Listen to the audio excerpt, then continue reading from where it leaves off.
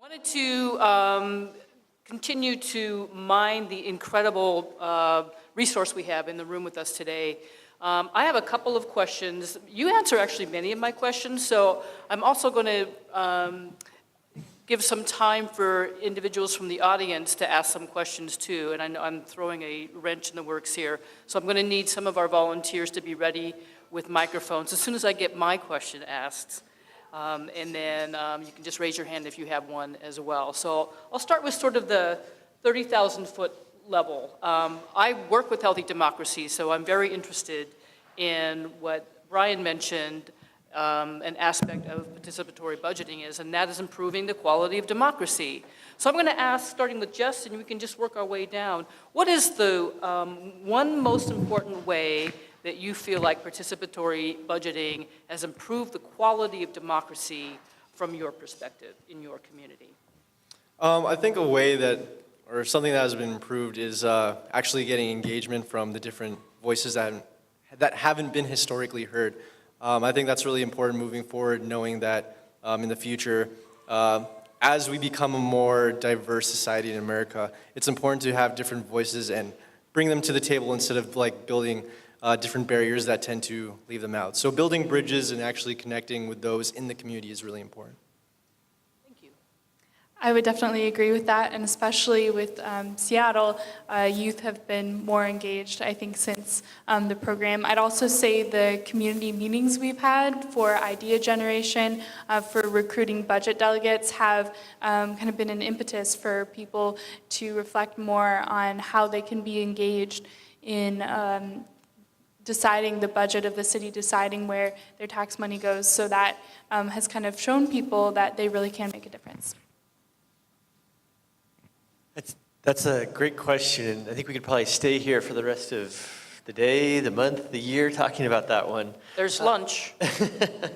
So when I think about sort of how these programs have improved the quality of democracy, I would say that it's created an additional institutional space for non-traditional actors to have a voice. Mobilizations and protests are often have an important role. I mean, you can think about Black Lives Matter, you can think about some of the women's marches, the anti-gun and the violence marches that have been going on. Those are important spaces for one type of public, for affecting the public debate. But having an institutional space for new types of actors, I think, has been one of the key advances of these programs. And I would say one of the biggest things is connecting politicians with a stronger relationship to their communities that they serve, allowing space for new voices and new leadership from the community ranks. Ditto on all of that. The only thing that I would add is, we need to change how democracy is functioning now. I think that is very clear on all scales of government. What does participatory budgeting, participatory democracy do? It creates a new mode of governance, and it challenges the status quo slightly. Thank you. If you have it, now you're going to be in your small table groups later on over lunch, and you're going to come up with some table questions as well. So this isn't the last time you'll have to ask questions. But for now, we'll take a couple from the audience. I see Bernie, Paul, oh my God. Okay, you figure it out. Someone give him a mic. All right, Paul.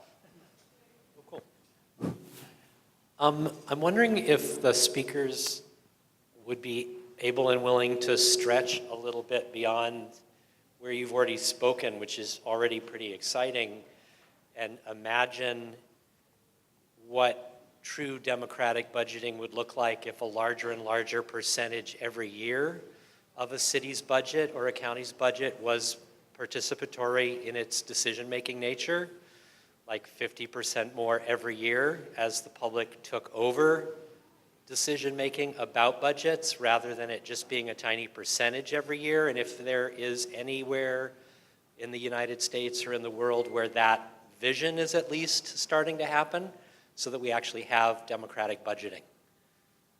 Who would like to take that? Don't make me assign this. Oh, Amy.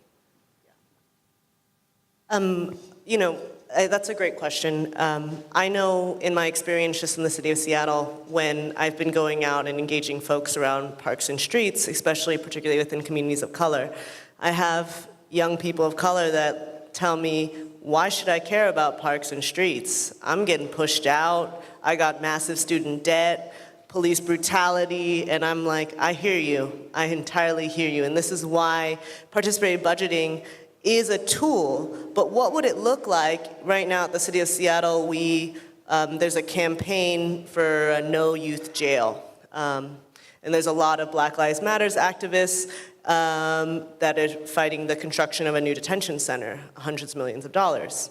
What would it look like for us to apply participatory budgeting to criminal justice reform? That is something that excites me. And where I met Jim in Phoenix, we actually got to hear on a panel that particularly addressed police reform. And Scotland is actually, they put hundreds of millions towards police reform. And it's just starting. So that kind of gives you a demonstrated idea that, you know, we know that this nation, you know, what would it look like for us to address the prison industrial complex by changing how funding is allocated and distributed? And that is what I'm doing this work is, you know, that diagram, right? The idea, the project, I want folks to think about that as a framework for something much larger and bigger than filling a pothole or getting a crosswalk painted. Thanks. Brian, did you want to add? Yeah, let me just add on to Paul's question a little bit. The most robust cases that we've seen is around about 100% of discretionary spending. And if you do that over a 5-6 year period, it starts to add up to real money where you can begin to sort of think about medium-sized infrastructure project, housing projects, some transportation changes.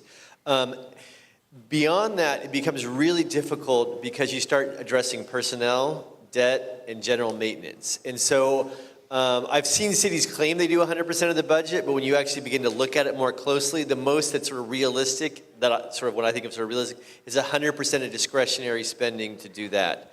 There has been an effort to try to sort of think about this at the state levels, in federal agencies like HUD. So under President Obama, Jamal mentioned sort of working in sort of being at the White House, so there was some initiatives under Obama to try to think about moving this into some of the federal agencies to think about this, sort of using pots of money to do it at a broader level. There's been examples of states, but then that sort of increases the complexity when you if you start thinking about like a state like Oregon, and you've got, dozens and if not hundreds of towns across the state, and how do you coordinate that? Where's the resource distribution? But I think the effort is to try to think about to maybe think about sort of the example like Paris, where they're at $100 million a year. How do you go from $3 million a year in Seattle to 120 million in Paris? And what types of spending, what type of resources are available? What's the structure that is possible? Thank you, Brian. Who has the mic? Oh, here we go. Please. So my name is Orlando Lopez, and I work for Zopal Environmental Justice. And I just wanted to ask a question, especially for the honorable council member here.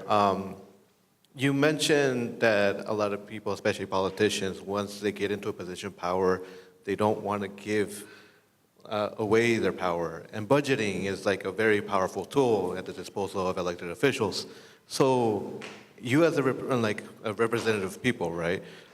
How did your role change in advocating for participatory budgeting? Because we're going to be pushing agencies, both local, public agencies, elected officials here, to push for participatory budgeting. But in a sense, it's also kind of asking them to give up some of their power. So yeah, how did your role evolve? That's a great question. I would say, for me, my values was well in lockstep with the community. Like I said, I was a college professor, and so I knew what the power of PB could do. When I went out to communities, and I went to mosques, I went to churches, I went to barbershops, I went to salons, and I just started talking about what PB is. I went to other government entities and tried to get them to understand what PB and the value that it has in the community to get more people involved. I didn't go in saying, give me your power. That's the wrong approach. But I went in there as, as an elected official in the city of Greensboro, trying to get more people of color and others at the table.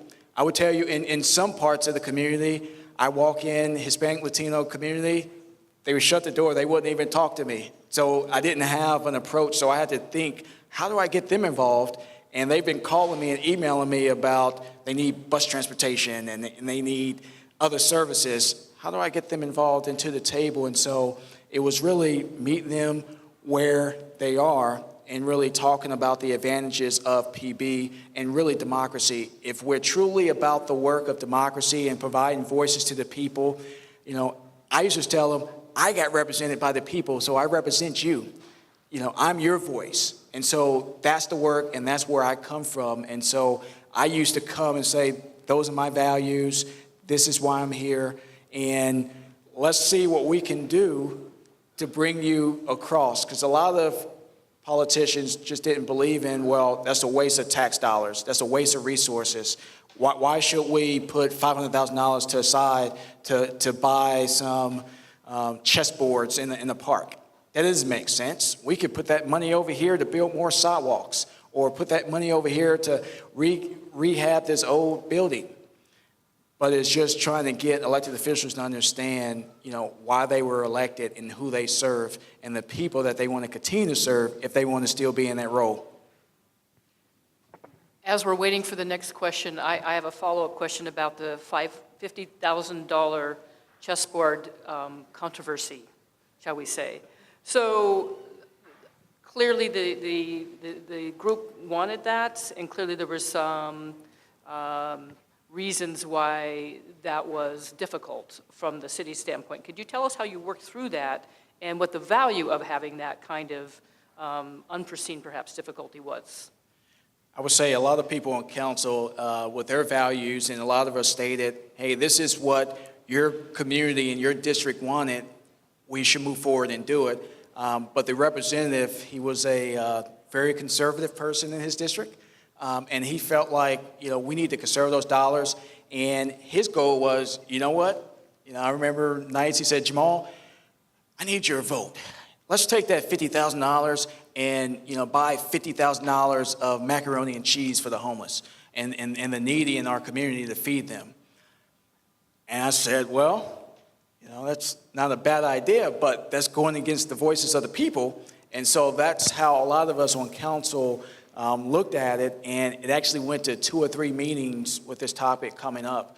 And so what we said is, city manager, go and look at and give us the cost of how much is it truly going to cost us $50,000.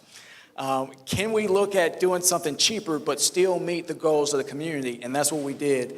And so the excess dollars of that $50,000 we took and we met the council member, what his goal was, and bought some food for the community. Thank you. All right, Mike, thank you.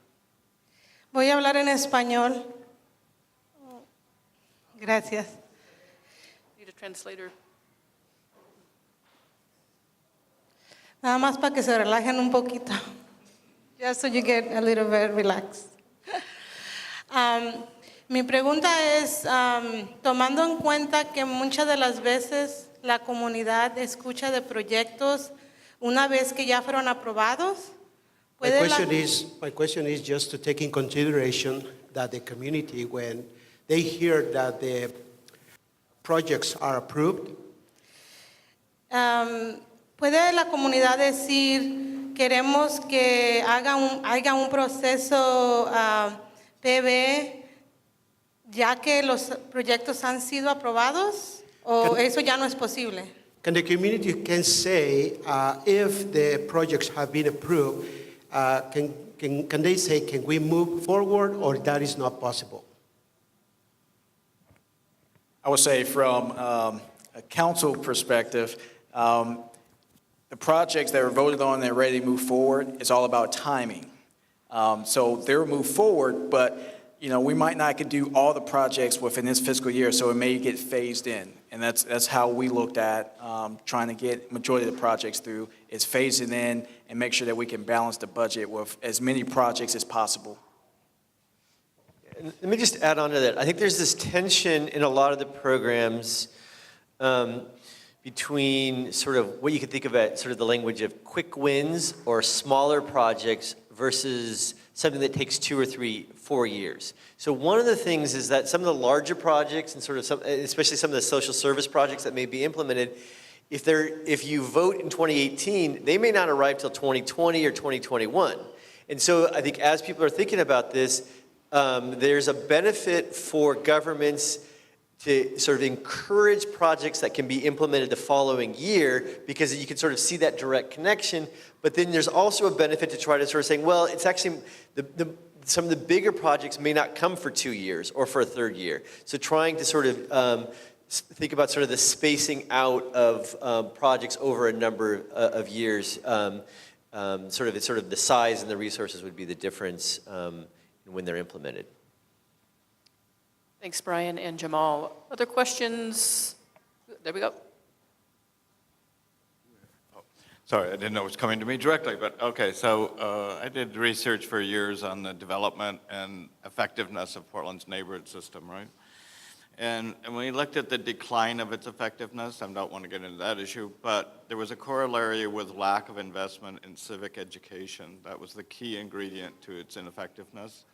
And what happened was all the other bureaus upped their citizen participation budgets. BES's was $4 million, which was twice what ONI's budget was. And it was based on this ineffectiveness. So I wonder about that role. I didn't see much in that. Civic education made up of both ethical education, skill-based and knowledge-based education, so that people, I sent a bill to BES for $30,000 for my 3-year investment in cleaning up the Willamette, right? I got an education out of that, but who else can invest $30,000 worth of their time to even understand the complexity of those kinds of issues? And we had one model that Blumenauer and I did organize a transportation planning class, took 8 weeks, which is a big investment too, so that citizen and government officials loved it, because when they went out there, then they knew people were going to really understand their issue because they'd got some training in that. So I just am kind of curious about that. So can we cut you off there so that we have a chance to respond? I Great. was cutting myself off, I was just saying. Thank you. Anyone want to talk about the investment in civic education aspect of this?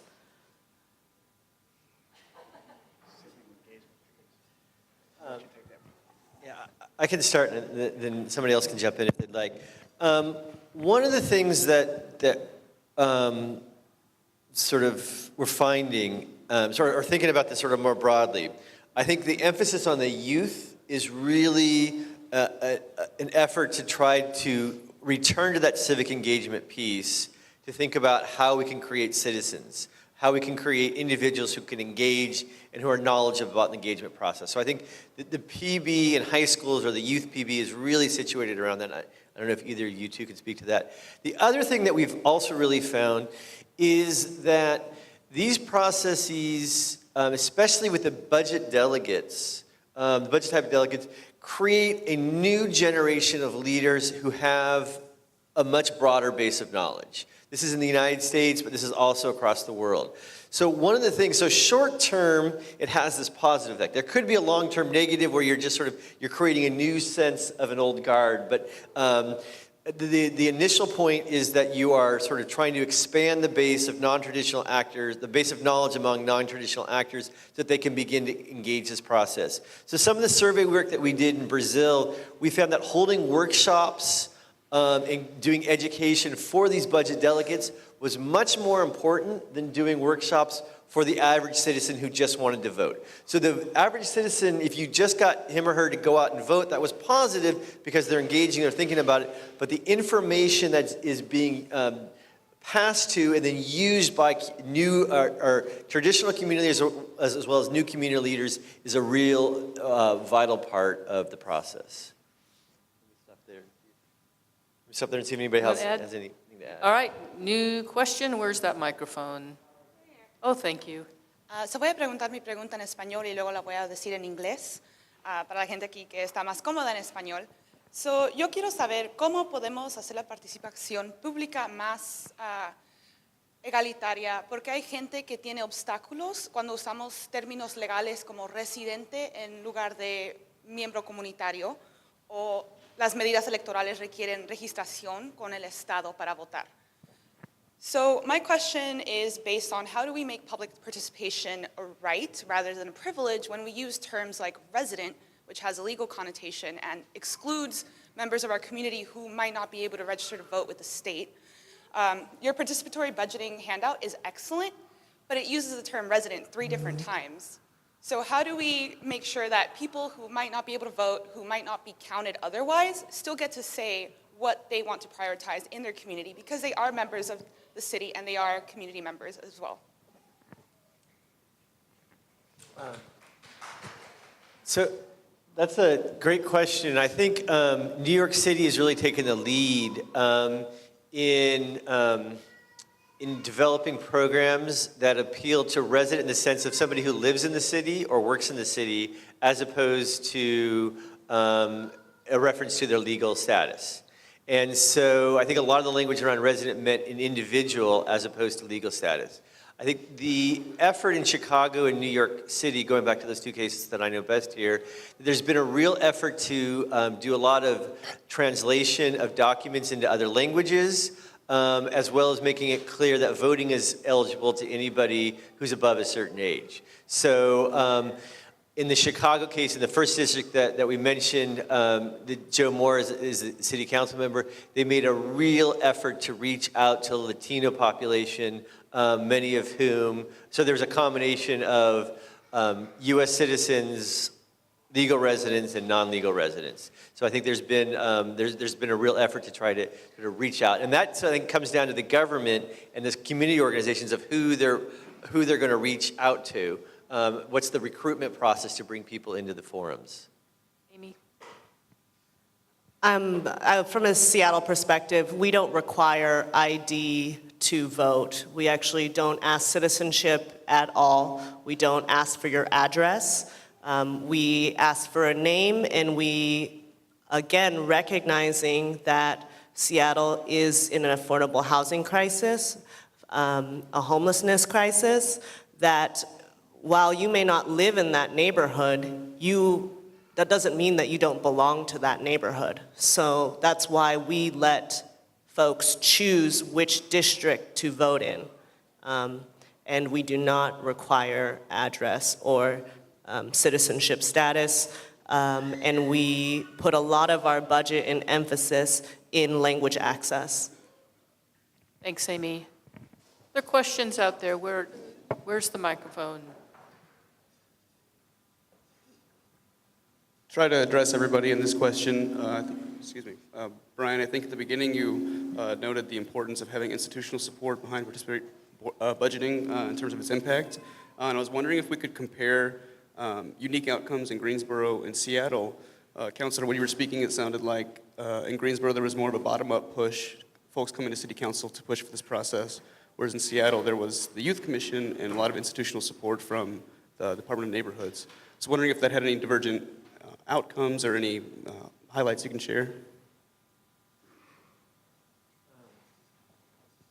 So that's a great question. One thing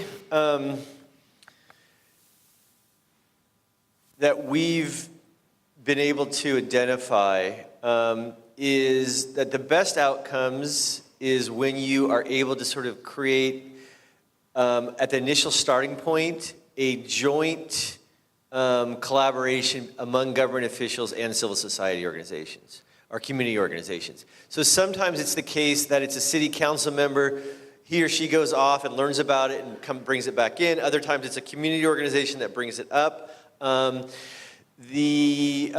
I think there's not a lot of evidence that really demonstrates that, one way is better than the other, but there is evidence that demonstrates just trying to have that collaboration, especially at the founding moment, is really crucial. The advantage of doing it in an executive-led model or citywide is there tend to be, there over time, more resources develop, and you can sort of have a bigger scope. You can begin to think about, okay, what we want to do is we want to have a combination of neighborhood focus and a combination of bigger types of projects. When it's district focused, like the single member district in a city council office, those programs tend to be at smaller scale and can't grow as much. So they're trying to be creative in New York of doing some different ways of growing, but until the mayor or the executive sort of takes it on, you're sort of constrained. The Mexico City, one of the things they did is that they did, because Mexico City is sort of this multiple jurisdictions, municipal level jurisdictions, is they actually created a valley-wide PB process that connected different municipalities, and they're trying to figure out ways to sort of solve some of these issues in common that run across different municipalities.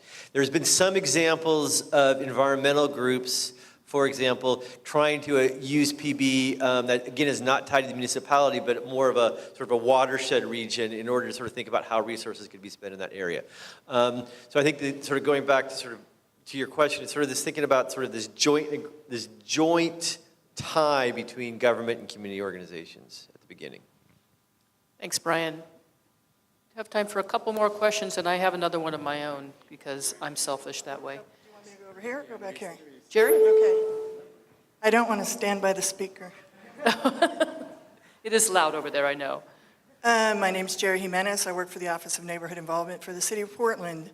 I would say that over the last 10 or 11 years, we've created major changes in the way we do work, and we are a very successful organization, doing most focus on immigrant and refugee, people of color, low-income populations. We've graduated over 1,000 people through our civic engagement programs in the last 10 years. And so when it was called upon that maybe ONI wasn't doing their job, it actually started changing, and it continues to change, and we're doing great work. Sorry for that commercial, but my biggest burning question was, for Jamal, welcome to Portland, how do we deal with the fact that we have a commission form of government at the city, and 4 out of the 5 elected officials live in one area of town. Nobody's from out here, you know, and so it's a unique situation. So I'd just like to know what you had to say about that. Yeah, Jamal, what do you have to say about that?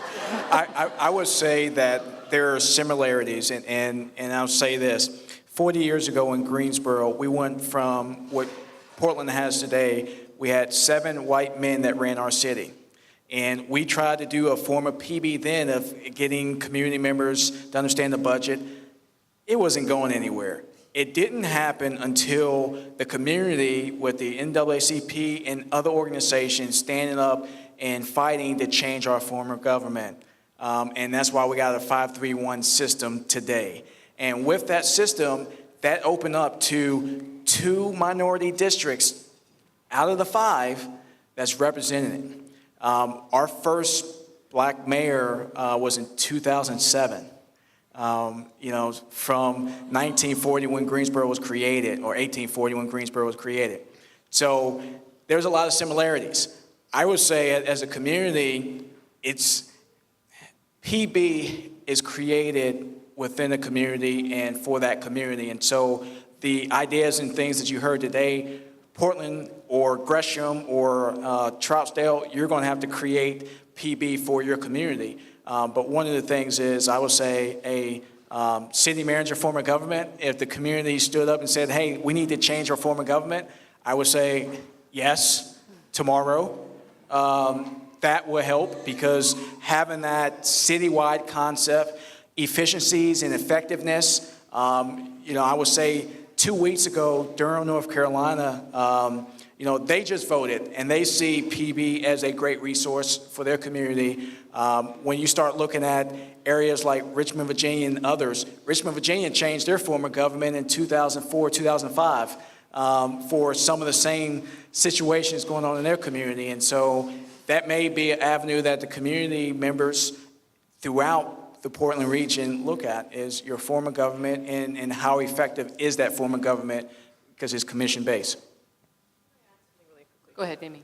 And so Seattle is actually, we just concluded in this last election cycle our second round of district-based city council voting. So we have 7 council districts and 2 at-large positions.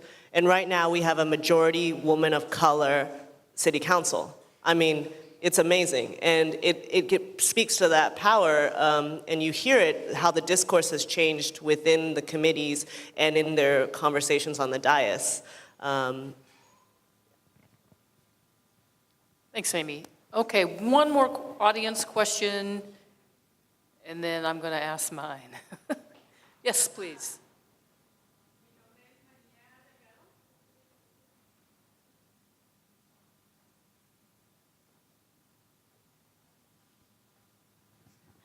Mi nombre es María Delgado. My name is Maria Delgado. Yo solamente quiero mencionar que yo me identifico como la persona que vivía o sigue viviendo, no sé, en los parques. I would like to mention that I identify as a person, like you said, that lived in parks. Basado a mi experiencia, eso es lo que me ha servido para tener una buena participación comunitaria latina. Based on my experience, that was led me to be a person who is a good Latina community participant. Porque yo iba a entender mi comunidad. Because I was able to understand my community. ¿Cuáles son sus barreras? What are the barriers? El idioma. The language. El racismo. Racism. La salud mental. Mental health issues. Su trabajo. Work. El cambio totalmente de un país a otro. The change, complete change from one country to another. Yo fui parte de la redada del 2007 en la Compañía del Monte. I was part of the raids they did on the Del Monte organization in 2007. Fui parte o líder del grupo de mujeres del Brazalete. I was one of the leaders of the Brazalete women's group. Y de ahí empecé a involucrarme porque vi demasiada necesidad.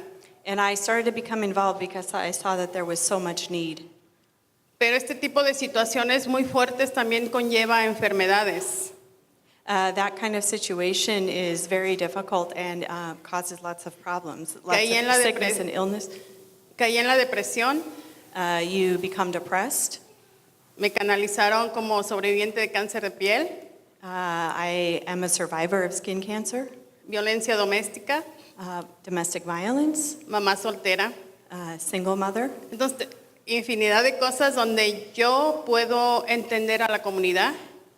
Many, many things that lead me to be able to understand my community. Y puedo decir que la comunidad latina lo que necesita es que los escuchen.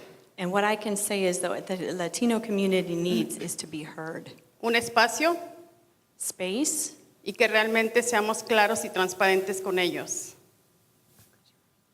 Que realmente seamos claros y transparentes con ellos. And that we be transparent and clear with the members of the community. Eso es lo que me ha ayudado para mi trabajo. Trabajo para una organización, Unite Oregon. That is what has helped me in my work. I work for an organization called Unite Oregon. Con un grupo de padres latinos de las escuelas públicas de Portland. With a group of parents from students in Portland Public Schools. Pero los padres han creído basado en lo que yo reflejo para ellos y que ellos se reflejen en mí. And those parents have grown based on what it is that they see reflected in me and the information that I've brought to them.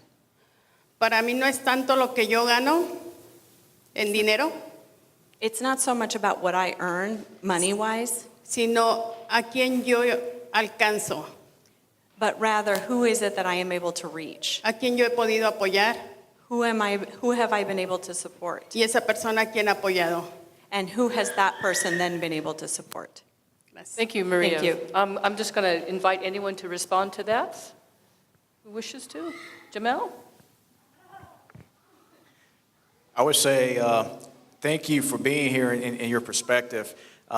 Just listening to some of the challenges that you went through and concepts, through your time, it made me think about how we're involving the community in government in general. And it made me think of one concept we did in Greensboro when I was there is, we had City Academy.